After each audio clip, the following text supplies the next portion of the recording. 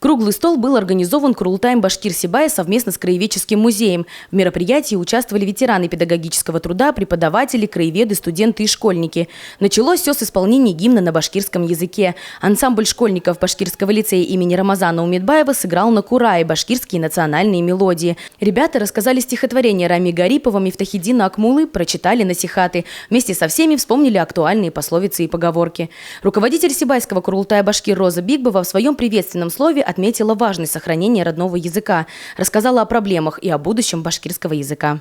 Все мы понимаем, что если мы не будем предпринимать никаких мер для того, чтобы развивать наш родной язык башкирский, его культуру, то в будущем наше поколение, конечно, будет обделено. Вот эти вопросы как раз сегодня решаются на круглом столе. Сегодня также был организован круглый стол с Национальным музеем Республики Башкортостан. Вот специалисты Сибайского музея, также мы участвовали, рассказывали наш опыт, слушали других.